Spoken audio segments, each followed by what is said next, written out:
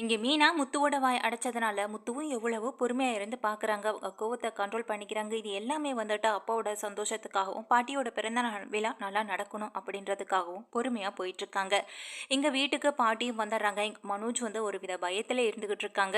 இந்த நகை பற்றின விஷயம் ஏதாவது ஒரு வகையில் தெரிஞ்சிடுமோன்ற ஒரு பயம் இங்கே விஜயாவுக்கும் மனோஜுக்கும் இடையில ஓடிட்டே இருக்குது. வீட்டுக்கு வந்த பாட்டியும் வந்துட்டு எனக்கு யார் வந்து பரிசு கொடுக்குறாங்க, அதாவது அவங்க கொடுக்குற பரிசு என் மனசுக்கு ரொம்ப பிடிச்ச மாதிரி இருக்கோ அவங்களுக்காக நானும் ஒரு பரிசு கொண்டு வந்திருக்கேன்னு சொல்றாங்க. இதை கேட்ட இங்க மனோஜ், ரவி, முத்து 3 பேரும் சந்தோஷப்பட்டாலும் இங்க முத்து ரொம்பவே ஃபீல் பண்றாங்க. நம்ம பாட்டிக்கு அந்த ரெட்டை வெடிச்சின்னு எடுத்து கொடுக்கணும்னு எவ்வளவோ ஆசைப்பட்டோம். ஆனா கடைசியில இந்த நகை எப்படி போலியா மாறுனுச்சுன்னு தெரியல. முதல்ல இந்த பிறந்த நாள் விழா நல்லபடியா முடிஞ்சு பாட்டியும் ஊருக்கு கிளம்பட்டோம்.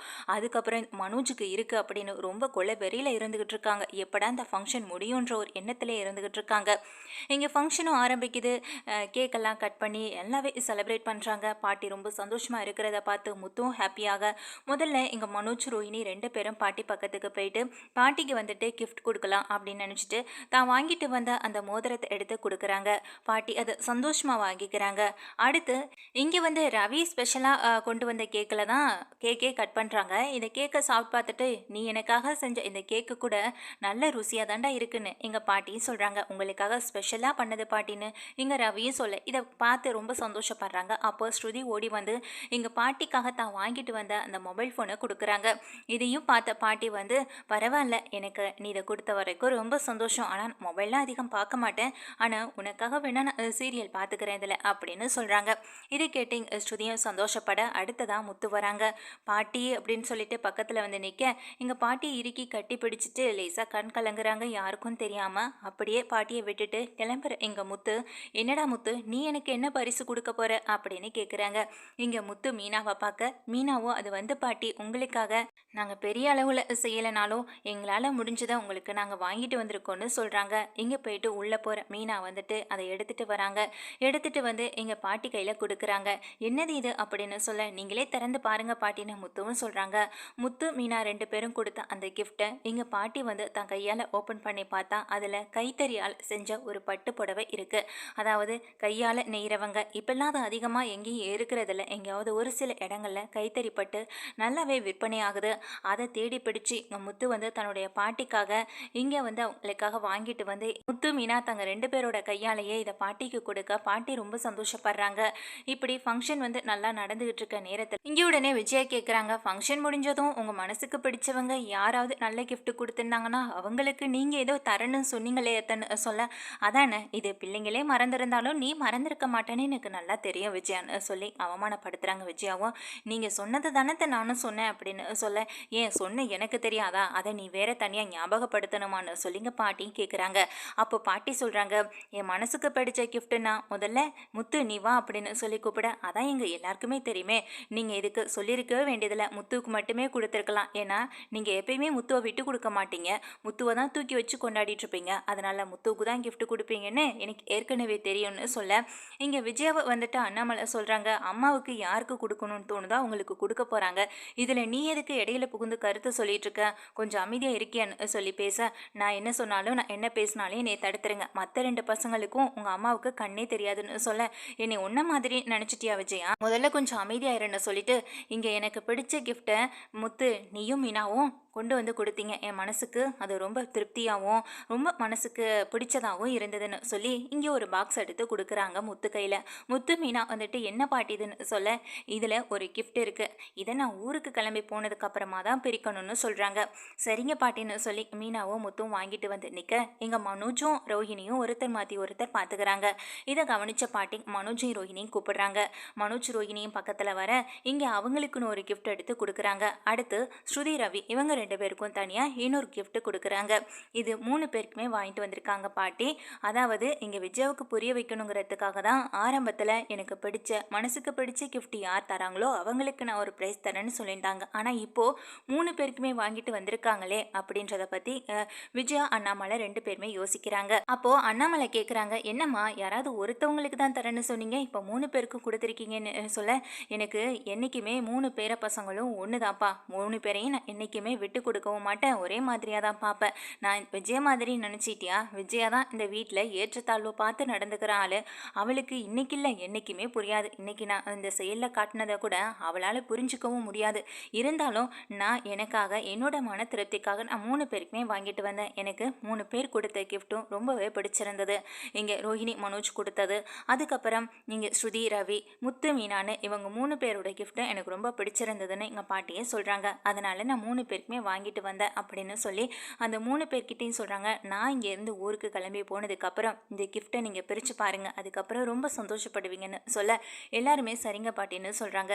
சரின்னு இங்கே வந்து பர்த்டே பார்ட்டி முடிஞ்ச கையோடு எல்லாருமே சாப்பிட்றாங்க. சாப்பிட்டு முடிச்சுட்டு வர்றவங்க இங்கே ஹாலில் உட்காந்து ஜாலியாக பேசிக்கிட்டு இருக்க நேரத்தில் எங்கள் முத்துவும் மீனாவும் முகத்தில் சந்தோஷமே இல்லாமல் இருந்துகிட்ருக்கு.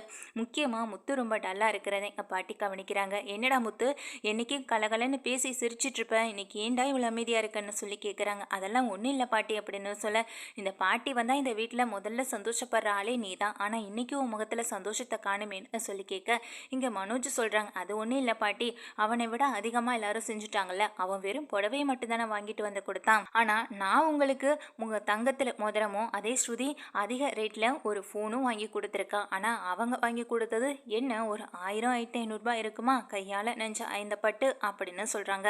நீ எந்த காலத்தில்டா இருக்க அப்படின்ற மாதிரி எங்கள் பாட்டியும் அதே நேரம் அண்ணாமலையும் மனோஜ் திட்ட மனோஜ் சொல்கிறாங்க, உண்மையை தானே பாட்டி சொல்கிறேன் அப்படின்னு சொல்லிட்டு இருக்காங்க.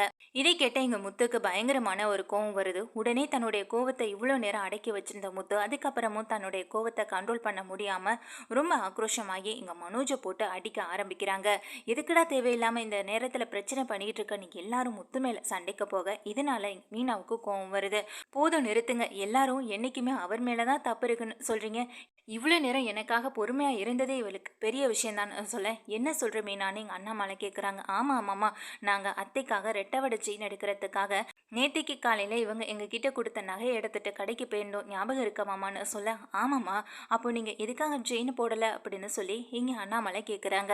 அதுக்கு மீனா சொல்கிறாங்க, அங்கே கடையில் நடந்த விஷயமே வேறன்னு சொல்லி அங்கே நடந்த விஷயத்தை எல்லாத்தையும் இங்கே அண்ணாமலைகிட்ட சொல்ல, அண்ணாமலையிலேருந்து எல்லாரும் இது அதிர்ச்சியாக, இது மனோஜுக்கு பயங்கரமான ஒரு அதிர்ச்சியாக இருக்குது, விஜயாவுக்கு இதில் இருந்து எப்படி தப்பிக்கிறதுன்னு ஏற்கனவே பிளான் பண்ணி வச்சுருந்தாங்க, இப்படி ஒரு பிரச்சனை கண்டிப்பாக வரும்னு நினச்ச விஜயா உடனே சொல்கிறாங்க, அது எப்படி கவரிங் நகையாக மாறும், என்னடி எங்கள் எல்லாரும் ஏமாத்தலான்னு பார்க்குறியான்னு சொல்ல, யார் ஏமாத்துறா, நாங்கள் ஏமாத்துறோமா இல்லை எங்களை ஏமாற்றி எங்களுடைய நகையை நீங்கள் கவரி நகையாக மாற்றி வச்சது உங்களுக்கு பெரிய விஷயமா தெரியலான்னு சொல்லி எங்கள் முத்துவன் கேட்க, இதுக்கு எங்கள் விஜயா சொல்கிறாங்க, இங்கே இதுக்கு பாட்டி சொல்கிறாங்க, என்ன நடக்குது இங்கன்னு தெரியலையேன்னு அப்படியே குழம்பி போய் நிற்க, ஆமாம் ஆமாம் இவன் எங்ககிட்ட கொடுத்ததே கவரிங் நகை தானே சொல்ல, அது எப்படி கவரிங் நகையாக மாறும்னு விஜயா கேட்குறாங்க. நான் மீனாவுக்காக கொடுத்த நகை பவுனில் தான் நான் போட்டேன், அவளுக்கு நான் இதுக்கு கவரிங்கில் போட போகிறேன்னு சொல்ல, அத்தை நான் உங்களை எதுவும் தப்பாக சொல்லலை, நீங்கள் போட்டப்போ அது பவுனாக இருந்திருக்கலாம், ஆனால் இவன் என்கிட்ட திருப்பி கொடுத்தப்போ அது கவரிங்காக இருந்திருக்கலாம்ல, அந்த ஒரு தைரியத்தில் கூட இவன் என்கிட்ட அந்த சபதம் போடும்போது கூட இந்த தைரியமாக இதை கலட்டி கொடுத்ததுக்கு கூட அதுவும் ஒரு காரணமாக இருந்திருக்கலாம்ல,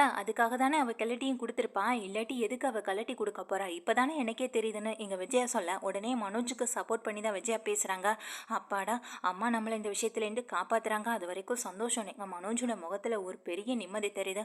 இங்கே உடனே மனோஜும் நம்மள எதுவும் பேசாமல் தான் நம்ம மேலே சந்தேகம் வந்துடும் நினச்ச மனோஜ் உடனே சொல்கிறாங்க, உன் பொண்டாட்டி மேலே தப்ப வச்சுட்டு இப்போ எதுக்கடா எண்ணெயை போட்டு அடிக்கிறேன்னு சொல்ல, இந்த வீட்டில் இருக்க பெரிய திருடனே நீ தான், இந்த வீட்டில் உன்னையை தவிர வேற யாரும் இந்த விஷயத்தை வந்து பண்ணியிருக்க மாட்டாங்க, உண்மையை சொல்லுடா அப்படின்னு சொல்லி கேட்க, இங்கே ரோஹிணி சொல்கிறாங்க, என்ன முத்து என்ன பேசிகிட்டு இருக்கீங்க, நீங்கள் ஒரு தடவை தப்பு பண்ணிட்டா திரும்ப திரும்ப அதே தப்பை பண்ணுவாங்கன்னு நினச்சிட்டு இருக்கீங்களா, இப்போ அவர் ஒரு நல்ல பிஸ்னஸ் பண்ணிட்டு இருக்காரு, நல்ல லாபம் எடுத்துக்கிட்டு இருக்காரு, அவர் மேலே நீங்கள் இப்படி பழி போடுறது அவர் மேலே இருக்கிற பொறாமையில் செய்கிற மாதிரியே இருக்குது, நேற்று எல்லார் முன்னாடியும் நான் பணத்தை கொண்டு வந்து கொடுக்கும்போது நீங்கள் மட்டும்தான் அவரை கிண்டல் பண்ணி பேசுனீங்க, இப்போ கூட அந்த பணத்தை கணக்கு பண்ணி தான் நீங்கள் எங்ககிட்ட பேசுகிறீங்களோன்னு தோணுதுன்னு சொல்ல, அந்த பணத்தை வச்சு நாங்கள் இப்போ பாட்டிக்காக மோதிரம் எடுத்துகிட்டு வந்து கொடுத்தோம், அந்த பொறாமையில் கூட நீங்கள் 2 பேரும் இப்படி நடந்துக்கலாம், ஏன்னா உங்களால் அந்த அளவுக்கு சம்பாதிக்கவும் முடியாது, அந்த அளவுக்கு செய்யவும் முடியாது, இதனால தானே இப்படி பேசுகிறீங்கன்னு இங்கே ரோஹிணி கேட்குறாங்க.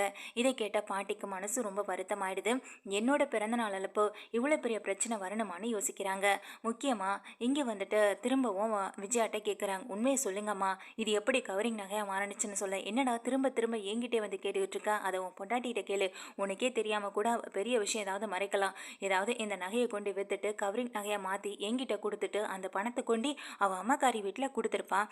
அதை தான் அவள் பண்ணியிருப்பான். அதை தவிர வேற என்ன பண்ணியிருக்க போறா அவ அப்படின்னு சொல்லி கேட்குறாங்க. திரும்ப திரும்ப மீனா மேலே பழி போடாதீங்க. நீங்கள் என்கிட்ட கொடுக்கும்போதே இது கவரிங் நகையாக தான் இருந்தது. கடையிலேயே எல்லாத்தையும் தெளிவாக சொல்லிட்டாங்க. இதுக்கப்புறம் மறைக்கிறதுக்கு ஒன்றுமே இல்லைன்னு இங்கே முத்து வேகமாக அதிரடியாக பேச அங்கே நிற்கிற அண்ணாமலை சொல்கிறாங்க, விஜயா அம்மாவும் வந்துட்டு இதை பவுனு தான் போட்டிருக்காங்க.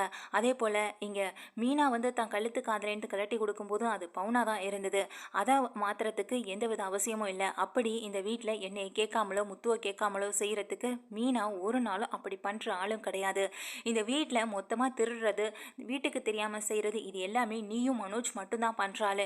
நீ இப்படியெல்லாம் அவன் மேலே பழி போடும்போது தான் எனக்கே உன் மேலே சந்தேகம் வருது. உண்மையை சொல்றியா விஜயான்னு சொல்லி கேட்க இங்கே விஜயாவை பார்த்து பாட்டியும் கேட்குறாங்க, என்ன விஜயா தப்பு பண்ணுறதெல்லாம் இங்கே மனோஜ் நீயும் சேர்ந்து தான் பண்ணியிருப்பீங்க. அண்ணாமலை சொல்கிற மாதிரி மனோஜை காப்பாற்றணுங்கிறதுக்காக சொல்றியா, இல்லை உண்மையிலேயே இதுக்கும் உனக்கும் சம்மந்தம் இல்லையா? எதுவுமே எனக்கு தெரியல, உண்மையை சொல்லு ஒழுங்கா அப்படின்னு எங்கள் பாட்டியும் கேட்க, என்ன ஆளாளுக்கு என்னைய கேள்வி கேட்டுட்டு இருக்கீங்க? நகையை எடுத்துகிட்டு போனது அவங்க தானே அப்படின்னு சொல்ல, இவ்வளோ நாள் நகை உங்ககிட்ட தானே இருந்தது அப்படின்னும் எங்கள் அண்ணாமலை கேட்குறாங்க. இப்படி மாறி மாறி பிரச்சனை நடந்துகிட்டே இருக்க இங்கே முத்து வந்துட்டு ஒரு அளவுக்கு மேலே ஆவேசமாகி திரும்ப மனோஜை போட்டு அடிக்க ஆரம்பிக்க இதை பார்த்து ரோஹிணி பயங்கரமாக சத்தம் போட ஆரம்பிக்கிறாங்க. உங்களால் செய்ய முடியலைன்னா செய்ய முடியலைன்னு சொல்லிட்டு போங்க. அதை விட்டுட்டு எதுக்காக இப்போ மனோஜை போட்டு அடிக்கிறீங்க? ஏன் உங்களை விட நாங்கள் அதிகமாக பாட்டிக்கு செஞ்சுட்டோன்ற பொறாமையா அப்படின்னு கேட்குறாங்க. இதை கேட்ட மனோஜ், அப்படித்தான் ரோஹிணி, இவன் பொறாமை பிடிச்ச ஆள், இவன் அப்படிப்பட்ட ஆள் தான். பாட்டிக்கு நம்ம ஃபோனில் ரிங்கெல்லாம் வாங்கிட்டு வந்து கொடுத்தோம்ல, அந்த பொறாமையில் அடிக்கிறான். இவனால் அதை செய்யவும் முடியலை. இப்போ யார் மேலே பழி போடுறதுன்னு தெரியல. இவன் பொண்டாட்டியை காப்பாற்றணுங்கிறதுக்காக ஏன் மேலே பழி போடுறான்னு இங்கே மனோஜும் பேசுகிறாங்க. இங்கே மீனாவை பார்த்து ரோஹிணி கேவலமாக பேச மீனாவுக்கு ரொம்ப சங்கட்டமாயிடுது. தேவையில்லாமல் என்னை பற்றியோ என் குடும்பத்தை பற்றியோ பேசுகிற வேலை வச்சுக்காதீங்க ரோஹிணி. உங்கள் அப்பாவை பற்றி நான் ஏதாவது பேசினா உங்களுக்கு கோவம் வரும்ல. உங்கள் ஃபேமிலியை பற்றி பேசினா மட்டும் நீங்கள் எப்படி என்கிட்ட சண்டைக்கு வரீங்க? அப்படி இருக்கப்போ என் குடும்பத்தை பற்றி பேசுகிறதுக்கு உங்களுக்கு என்ன உரிமை இருக்குது அப்படின்னு கேட்குறாங்க. உடனே அண்ணாமலை, இந்த பிறந்தநாள் விழா அதுவுமா, எதுக்காக வீட்டில் இவ்வளோ பெரிய பிரச்சனை பண்ணிட்டு இருக்கீங்க? போதும் நிறுத்துங்கன்னு சொல்லி வேகமாக சத்தம் போட எங்கள் பாட்டி வந்து பயந்துடுறாங்க. திரும்ப அண்ணாமலைக்கு எதுவும் பிரச்சனை ஆகிடுமோன்னு. டே கொஞ்சம் பொறுமையாக இருங்கடான்னு எங்கள் பாட்டி சொல்ல எல்லாரும் அப்படியே அமைதியாக நின்றுட்டுருக்காங்க. இப்போ மனோஜ் இந்த பிரச்சனையிலேருந்து தான் தப்பிக்கணுங்கிறதுக்காகவும் தன்னுடைய பையனை இந்த பிரச்சனையிலேருந்து காப்பாற்றணுங்கிறதுக்காகவும் விஜயா மனோஜ் 2 பேரும் சேர்ந்து இங்கே மொத்தமாக பழி எல்லாத்தையும் தூக்கி மீனா மேலே போடுறாங்க.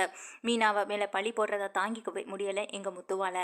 இது பாட்டிக்கும் அண்ணாமலைக்கும் நல்லாவே தெரியுது. தப்பு எல்லாமே எங்கள் மனோஜ் மேலே தான் இருக்குது. ஆனால் அதை எப்படி கண்டுபிடிக்கிறதுன்னு தெரியல. வீட்டுக்கு மருமகள்னு ஒருத்தவங்க வந்துட்டாங்க. உண்மை என்னென்னு தெளிவாக தெரியணும்னா அதுக்கு ஆதாரம்னு ஒன்று இருந்தால் மட்டும்தான் நம்ம அதால் நிரூபிக்க முடியும். அப்போ தான் விஜயாவையும் கேள்வி கேட்க முடியும். இல்லைனா அவள் என்ன நினைக்கிறாளோ அதை நினச்சிட்டு அதை சாதிக்கணும் அப்படின்ற ஒரு முடிவில் மட்டுமே தான் இருப்பான். இப்போ மீனா மேலே பழியை தூக்கி போட்டு அதுலேருந்து தப்பிக்கலான்ற ஒரு எண்ணத்தில் தான் இருக்கா அப்படின்னு இங்கே அண்ணாமலையும் யோசிக்கிறாங்க, பாட்டியும் யோசிக்கிறாங்க.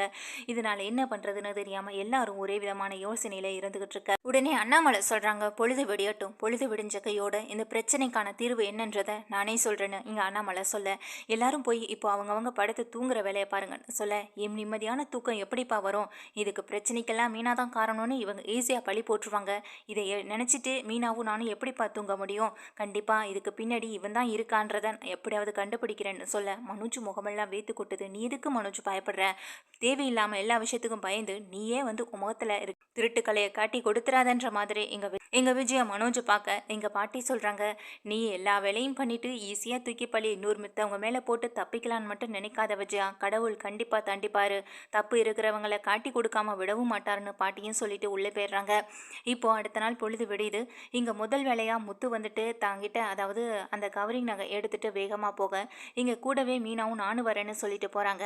காலைல கிளம்பி வர விஜயா, ஆமாம் இந்த மீனா எங்க அப்படின்னு சொல்லி கத்துறாங்க. இவ திரும்பவும் கிளம்பி எங்கேயாவது போயிட்டாளான்னு சொல்லி கேட்க, எதுக்கு இப்போ அவளை தேடுறன்னு சொல்லி கேட்க, நேற்று நைட்டு எவ்வளோ பெரிய பிரச்சனையை பண்ணிட்டா, அவ்வளோ பெரிய பிரச்சனையை பண்ணிட்டு காலையில் வீட்டு வேலை எதையும் பார்க்காம எங்கே கிளம்பி போனான்னு சொல்ல, உனக்கு 2 கை 2 கால் நல்லா தானே இருக்குது, முதல்ல எல்லாருக்கும் போய் காஃபி போட்டு எடுத்துகிட்டு வான்னு சொல்லி இங்கே விஜயாவை அதட்டுறாங்க பாட்டியும். பாட்டி சொல்கிறத கேட்டு விஜயாவும் அடங்கி போக இங்கே எல்லாருமே வந்து ஹாலில் உட்காந்துருக்காங்க. நேற்று நைட் நடந்த பிரச்சனையை பற்றி யோசிக்க இங்கே ஸ்ருதி ரவி 2 பேரும் வாங்க. அப்போ அண்ணி எங்க அண்ணன் எங்கன்னு கேட்குறாங்க. ஆமாம், காலையிலேருந்து நானும் மீனாவை பார்க்கல, முத்துவையும் பார்க்கலன்னு எங்கள் ஸ்ருதி சொல்ல, எங்கள் அண்ணாமலை இன்னும் கொஞ்ச நேரத்தில் வீட்டுக்கு வந்துடுவாங்க, அதுக்கப்புறம் தெரியணும் சொல்ல, இதை கேட்டேங்க மனோஜ் பயங்கரமாக அடி போய் உட்காந்துட்டு இருக்காங்க. கூடவே ரோஹிணியும் இருக்க. நீ என்ன மனோஜ் இப்படி இருக்க? நம்ம மேலே தப்பு இல்லைன்னு தெரியும். அவங்க தான் எப்படி இருந்தாலும் மாட்டிக்க போகிறாங்க. ஆண்டி சொல்கிற மாதிரி மீனா மேலே தான் தப்பு இருக்குது. முதல்ல அவங்க ஃபேமிலியை பிடிச்சு விசாரிச்சா உண்மை என்னன்னு தெரிய வரும். அமைதியாக இரு அப்படின்னு சொல்லிட்டு இருக்காங்க. இப்போது முத்து மீனா 2 பேரும் வெளியில் போனவங்க வீட்டுக்குள்ளே வராங்க. என்ன முத்து ஆச்சுன்னு எங்கள் அண்ணாமலை கேட்க, எல்லா விஷயமும் தெரிஞ்சிடுச்சுப்பா. யார் பண்ணினான்ற விஷயம் இப்போ எனக்கு தெரியும்னு சொல்ல, என்னடா சொல்கிற, யார் பண்ணது அப்படின்னு கேட்குறாங்க. இங்கே விஜயா காஃபி கப்போட நின்றுட்டு இங்கே எல்லாரையும் பார்க்க, இங்கே முத்துவும் மீனாவும் முறைச்சிட்டே விஜயாவை பார்க்குறாங்க. கூடவே பக்கத்தில் நிற்கிற மனோஜையும் பார்க்க, இங்கே மனோஜை அடிக்கக்கூடாதுன்னு மீனாவும் சொன்னதுனால கொஞ்சம் அமைதியாக நிற்கிறாங்க. இப்போ நீங்கள் முடிவு பண்ணுங்கப்பா, இவனை நான் அடிக்கணுமா இல்லை நீங்கள் அடிக்கணுமா? எப்போவும் நான் அடிக்கிறத வேணான்னு தடுத்து நிறுத்துவீங்கல்ல, இப்போ நீங்கள் அடிங்கப்பா அப்படின்னு சொல்ல, என்னடா சொல்கிற அப்படின்னு மனோஜ் ஒரு விதமாக முறைச்சபடி அண்ணாமலையும் பார்க்க, இங்கே உடனே வீடியோவை எடுத்து காட்டுறாங்க. மீனாவோட நகை எல்லாத்தையும் கொண்டுட்டு போய் விற்றது யாருன்னு இந்த வீடியோவில் தெளிவாக தெரியும் அப்படின்னு சொல்ல, இந்த வீடியோவை அண்ணாமலை வாங்கி பார்த்துட்டு ரொம்ப ஷாக் ஆகுறாங்க. இது எப்படிடா உனக்கு கிடைச்சிதுன்னு சொல்ல, மீனாவுக்கு தெரிஞ்ச கடைன்னு சொல்லி நாங்கள் இந்த நகை எடுக்க போயிருந்தோம்ல, அந்த கடையில் போய் தான் இந்த நகையை ஃபோட்டோ எடுத்து அவர்கிட்ட கொடுத்து கேட்டோம். இதே மாதிரி நகையை எந்த கடையில் யார் அடகு வச்சாங்கன்ற விஷயத்த நீங்கள் உங்களுக்கு தெரிஞ்ச மூலமாக இந்த ஃபோட்டோவை அனுப்பி கேட்டு விசாரித்து சொல்ல முடியுமான்னு கேட்டோம். மீனாவுக்காக அவரும் இந்த விஷயத்த பண்ணார். அவர் பக்கத்தில் இருக்க ஒரு 4-5 கடைகளுக்கும் அவங்களுக்கு தெரிஞ்சவங்களுக்கும் இந்த ஃபோட்டோவை அனுப்பி இந்த நகையை ஆறாத அடமானம் வைக்கவோ இல்லை விற்கிறதுக்கோ வந்தாங்களான்னு சொல்லி கேட்டிருக்காரு. அப்போ தான் இந்த விஷயமே தெரிய வந்தது. இதில் 4 தெரு தள்ளி பார்வதி ஆண்டி வீடு இருக்குல்ல, அதுக்கும் கொஞ்சம் பக்கத்தில் தான்ப்பா இருக்குது இந்த கடை. அந்த கடையில் கொண்டு கொடுத்து தான் இவன் விற்றுருக்கான். விற்றுட்டு 4 லட்ச ரூபா பணமும் வாங்கிட்டு வந்திருக்கான். இந்த விஷயத்த எங்கள் மீனாவுக்கு தெரிஞ்சவர், அதாவது மீனாவுக்கு தெரிஞ்ச அந்த கடைக்காரர் மூலமாக நாங்களும் அந்த வீடியோவை வாங்கிக்கிட்டோம். இப்போ யார் விற்றாங்கன்ற விஷயம் தெரியுதுல்ல, விற்றது இவனாக இருக்கலாம், எடுத்து கொடுத்தது யார்? அம்மாவை தானே இருக்க முடியும். அம்மா கிட்ட இருந்த நகை இவங்கிட்ட எப்படி போயிருக்கும் அப்படின்னு சொல்லி கேட்க, எங்கள் விஜயா அப்படியே ஆடி போய் நின்றுட்டுருக்க. மொத்த குடும்பமும் விஜயாவையும் மனோஜையும் நிற்க வச்சு கேள்வி மேலே கேள்வி கேட்க ஆரம்பிக்கிறாங்க. நேற்று நைட்டு என்னென்னமோ மீனாவை பார்த்து பேசினேன், இப்போ பேச ஒரு வார்த்தை பார்க்கலான்னு சொல்ல, இங்கே உடனே ரோஹிணியை பார்த்து மீனா கேள்வி கேட்குறாங்க. எங்களுக்கு என்னங்க போறாமல், நீங்கள் அந்த பாட்டிக்கு வாங்கி கொடுத்த நகையை என்னோட நகையை விற்று அதில் வந்த காசில் தாங்க நீங்கள் வாங்கி கொடுத்துருக்கீங்க. சொந்தமாக உழைச்சி நீங்கள் இது வரைக்கும் இந்த வீட்டுக்கு எதுவும் பண்ணலை, பாட்டிக்கே எதுவும் செய்யலை. இதில் பேச்சு மட்டும் ரொம்ப அதிகமாக இருந்துச்சு அப்படின்னு சொல்கிறாங்க. இதனால் ரோஹிணி தலை குனிஞ்சு நிற்கிறாங்க. ஏன்னா நேற்று நைட்டு அவங்களும் அளவுக்கு அதிகமாக பேசிட்டாங்க மனோஜ் நம்பி. இப்போ மனோஜ் செஞ்ச திருட்டுத்தனமான இந்த வேலை தெரிய வந்ததும் தலை குனிஞ்சு நிற்க இங்கே ஸ்ருதி சொல்கிறாங்க, இங்கே மனோஜ் திருடுவார், பணத்தை ஏமாற்றிட்டு போனார், பார்க்கில் படுத்து தூங்குவார், இதெல்லாம் சரிதான். ஆனால் அவருக்கு ஏதாவது ஒரு கஷ்டம்னா அதுக்கு நீங்கள் தானங்க ஹெல்ப் பண்ணணும். நீங்கள் உங்கள் நகையை கொடுத்து அதை வச்சு அடமானம் வச்சு அவரோட பிஸ்னஸை பண்ணியிருக்கலாம். ஆனால் இங்கே அடுத்தவங்க, அதாவது மீனோட நகை எடுத்து செய்கிற அளவுக்கு அவங்களுக்கு என்ன உரிமை இருக்குது? மீனாவே அந்த நகையை வந்துட்டு ஆண்டிகிட்ட கொடுத்ததே தப்புன்னு நானும் ராவியும் அடிக்கடி பேசிக்கிட்டு இருப்போம். இதில் அந்த நகையை நீங்கள் வேற தனியாக யாருக்கும் தெரியாமல் இதை விற்கிறதுக்காக எடுத்து கொடுத்துருக்கீங்க. ஏன் ஆண்டி, உங்கள் பையனுக்கு ஒரு கஷ்டம்னா நீங்கள் உங்கள் நகையை கொடுத்து ஹெல்ப் பண்ணியிருக்கலாமே, மீனோட நகை எதுக்கு எடுத்து கொடுத்தீங்கன்னு எங்கள் ஸ்ருதியும் கேள்வி கேட்குறாங்க. எங்கள் ஸ்ருதி கேட்குற கேள்விக்கும் பதில் இல்லாமல் அப்படியே தலை குனிச்சு நிற்க, அது எப்படி அவள் கொடுப்பான்? ஏன்னா மீனாவுக்கு 4 நகை போட்டேன், அவள் நகை எடுத்து கொடுக்குறதா இருந்தால் எப்பயோ கொடுத்துருப்பாளே. வீட்டில் எந்த ஒரு பிரச்சனை வந்தாலும் நகையும் கொடுக்க மாட்டா, வீட்டு பத்திரத்தையும் கொடுக்க மாட்டா. ஆனால் அடுத்தவங்க நகை, அடுத்தவங்களுக்கு ஒரு பணம்னா அதை தாராளமாக எடுத்து கொடுப்பா. அப்படிப்பட்ட ஆள் தானே இவ அப்படின்னு சொல்லி எங்கள் பாட்டியும் கேவலப்படுத்தி பேச, ஏமா நீயும் ஒரு நிமிஷம் உண்மை தெரியாமல் எங்கள் மீனா மேலையும் முத்து மேலையும் பழி போடுற? மீனா முத்துவை பற்றி எனக்கும் அண்ணாமலைக்கும் நல்லா தெரியும். இதில் நீ இடையில குறுக்க வந்து பேசுனதோ ரொம்ப தப்புமா ரோஹிணி. மனோஜை பற்றி தெரிஞ்சிருந்தோம், மனோஜ் என்ன பண்ணுவான் ஏது பண்ணுவான்ட்டு என்னை எப்படி எல்லா விஷயமும் தெரிஞ்சிருந்தோம், அவனை பற்றி நீ பேசுனதோ ரொம்ப தப்புமான்னு சொல்லி எங்கள் பாட்டி சொல்ல, அண்ணாமலை வந்துட்டு எங்கள் மனோஜை போட்டு அடி வெளுக்க ஆரம்பிக்க, எங்கள் விஜயாவுக்கும் ஒன்றும் சொல்ல முடியலை, ரோஹிணியும் சொல்ல முடியலை. இதுவே முத்து பண்ணியிருந்தாங்கன்னா எல்லாரும் முத்துவை தான் திட்டுவாங்க. இப்போ முத்து முதல்ல வந்து சொன்னதுனால ஏற்கனவே இந்த வீட்டிலேருந்து பணத்தையும் எடுத்துகிட்டு ஓடுனா, இப்படி எல்லா விஷயத்தையும் பண்ணிவிட்டு உன்னோட பிஸ்னஸை நீ வந்துட்டு மேம்படுத்தணுன்றதுக்காக இன்னைக்கு மீனோட நகை எடுத்து அடவு வச்சிருக்க, முதல்ல அந்த பணத்தை கொண்டு வந்து கொடு அப்படின்னு சொல்கிறாங்க. இதை கேட்ட மனோஜ் அது இல்லைப்பா அப்படின்னு சொல்ல, இப்போ எடுத்துகிட்டு வரியா இல்லையான்னு சத்தம் போட, உடனே உள்ளே ஓடி போகிற மனோஜ் தங்கிட்டே இருக்க எல்லா பணத்தையும் எடுத்துகிட்டு வராங்க. எடுத்துகிட்டு வந்து எங்கள் அண்ணாமலை கையில் கொடுக்க, இந்தா முத்து அப்படின்னு சொல்லி எங்கள் முத்து கையில் கொடுக்குறாங்க. மனோஜ் அப்படியே தலை குனிஞ்சு நிற்க, இந்த வீட்டில் நீ திருட்டுத்தனம் பண்ணுறதுக்கு உனக்கு சரியான தண்டனை கொடுத்து தாண்டா ஆகணும். இதுக்கப்புறமும் நீ திருடவே கூடாது. இதுக்கு உங்கள் அம்மா துணையாக நிற்கிறாள், உங்கள் 2 பேருக்கும் ஏதாவது ஒரு வகையில் தண்டனை கொடுத்து தானே ஆகணும்னு சொல்ல, அப்படி சொல்ல அண்ணாமலை ஒவ்வொரு நாளும் ஒவ்வொரு விதமான ஒரு பாவம் பார்த்து வர்றதுனால தான் இன்னைக்கு இந்த அளவுக்கு வந்து நிற்கிறாங்க. இன்னைக்கு மீனாவோட நகையை விற்று அதில் வர்ற பணத்தில் எல்லா செலவையும் பண்ணிவிட்டு இன்னைக்கு மீனாவையும் முத்துவையும் நிற்க வச்சு கேள்வி கேட்டுக்கிட்டு இருக்காங்க. இது உனக்கே அசிங்கமாக தெரியல விஜயா? அவன் நகை எடுக்கிறதுக்கு உனக்கு கை குசலை அப்படின்னு கேட்க இங்கே தலை குனிஞ்சு நிற்கிற விஜயா வந்துட்டு நான் என்னத்தை பண்ணுவேன்ற மாதிரி சொல்கிறாங்க. நீ இவ்வளவு பண்ணுறதுனால தான் இன்னைக்கு இவ்வளோ பெரிய பிரச்சனை ஆயிருக்கு. இன்னைக்கு மனோஜுக்கு நீ இந்த அளவுக்கு சப்போர்ட் பண்ணிட்டு நிற்கிறதுனால தான் இவன் இந்த அளவுக்கு பெரிய அளவில் ஒரு திருடனாகவும் வளர்ந்து நிற்கிறான் அப்படின்னு சொல்ல இங்கே ரோஹிணிக்கு பதிலே இல்லை. அவனை போய் திருடன்னு அப்படின்னு இங்கே விஜயா சொல்ல திருடன்னு தான் சொல்ல முடியும், கூடவே சேர்ந்து நீயும் தான் கொள்ளையடிக்கிற, அப்போ உன்னை என்ன சொல்கிறதுன்னு எங்கள் பாட்டி கேள்வி மேலே கேள்வி கேட்டு வறுத்தெடுக்க ஆரம்பிச்சிடுறாங்க. மனோஜ் விஜயா ரெண்டு பேரையும் நிற்க வச்சு கேள்வி கேட்க இங்கே அவங்களுக்கு பதிலே இல்லாமல் திகைச்சு போய் நின்றுட்டுருக்காங்க. இங்கே அண்ணாமலைகிட்ட வந்து கேட்குறாங்க, நீ இப்போ சொன்னில்லடா அதை முதல்ல செய், இவங்க ரெண்டு பேருக்கும் தண்டனைங்கிறது பெரிய அளவில் இருக்கணும். அதுக்கப்புறம் இவங்க இந்த வீட்டில் ஒரு பொருள் மேலே கையை வைக்கிறனா கூட யோசிக்கணும், அந்த அளவுக்கு நீ பெரிய தண்டனையை கொடுத்து தான் ஆகணும் அப்படின்னு எங்கள் பாட்டியும் சொல்கிறாங்க. ஏன் விஜயா, உன் மேலே பெரிய நம்பிக்கை வச்சிருந்ததுக்கு இன்னைக்கு எல்லார் முதுகலையும் குத்திட்டல அப்படின்னு சொல்கிற அண்ணாமலை இங்கே விஜயாவை பார்த்து சொல்கிறாங்க. ஏற்கனவே இந்த வீட்டில் மேலே மாடியில் ரூம் கட்டணும்னு சொல்லி வீட்டு பத்திரத்தை அடமானம் வைக்கணும்னு சொல்லி கேட்டப்போ உன்னால் முடியாதுன்னு சொல்லிட்டு, ஆனால் அவங்க ரெண்டு பேரும் எங்களால் முடியும்னு சொல்லி நாங்களே கட்டிக்கிறோன்னு சொல்லிட்டாங்க.